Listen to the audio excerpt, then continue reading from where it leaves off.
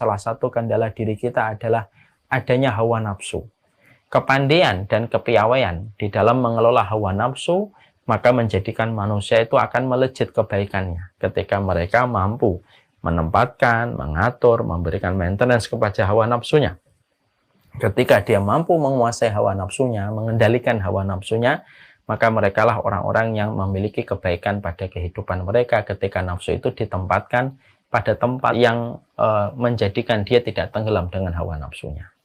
Dan salah satu dampak buruk ketika kita tidak mengenali potensi nafsu yang ada pada diri kita, hari ini kita menjumpai betapa banyaknya orang yang terjebak kepada perzinahan, dan perzinahan itu hanyalah merusak kualitas kehidupan kita, hanyalah merusak cahaya pada kehidupan kita, hanyalah merusak pelita pada kehidupan kita, karena zina itu merupakan salah satu dosa besar yang diakibatkan dari tarikan nafsu yang tidak bisa dikekang dan tidak bisa ditahan.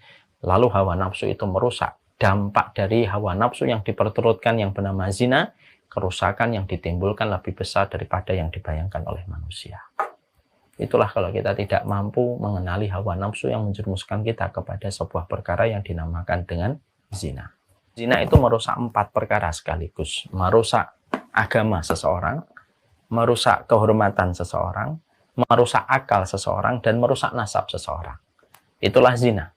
Salah satu di antara bagian yang terkait dengan hawa nafsu terjerumusnya seseorang di dalam perkara zina.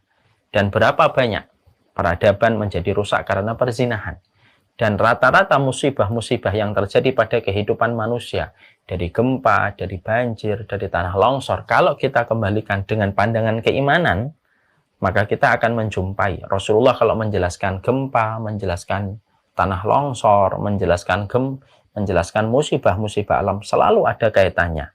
Selalu ada kaitannya dengan persoalan zina. Karena luar biasanya zina itu merusak seluruh tatanan kebaikan pada kehidupan manusia.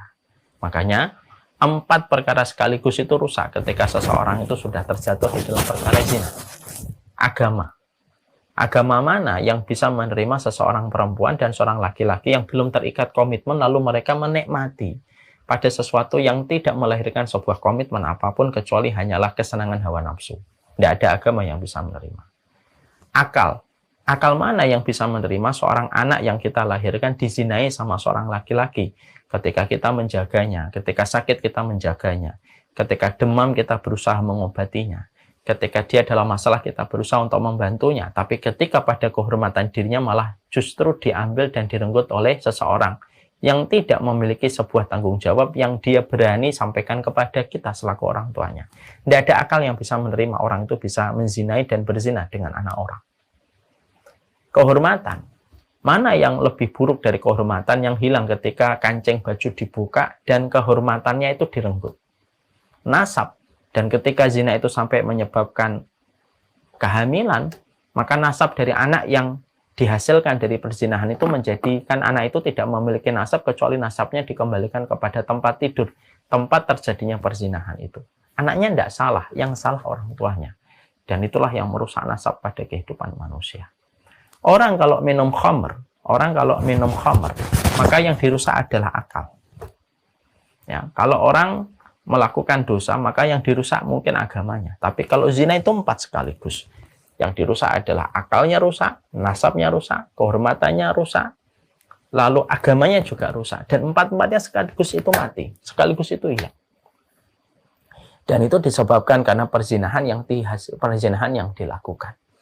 Dan inilah yang menjadikan kita memperhatikan betul betapa rusaknya masalah perzinahan itu, dan sesuatu yang tidak bisa dimaklumi kapanpun itu, dimanapun itu, walaupun zaman boleh berubah, walaupun waktu boleh semakin mutakhir dengan kecanggihan teknologi, zina tetaplah zina, sesuatu yang paling dibenci oleh Allah, karena tidak ada aliran kenikmatan yang paling dibenci oleh Allah kecuali aliran kenikmatan yang didapatkan dari perzinahan. Tidak ada air yang paling najis kecuali air yang tumpah sebelum terjadinya pernikahan, dan tidak ada rahim yang paling najis kecuali rahim yang terbasahi dengan airnya laki-laki sebelum terjadinya akad nikah. Dan itu merupakan perkara jelas yang sudah disampaikan di dalam syariat agama kita. Karena Islam memberikan kebaikan Dan Islam memberikan maksimal bagaimana menjaga kehormatan setiap manusia yang telah beriman kepada Allah dan Rasul-Nya.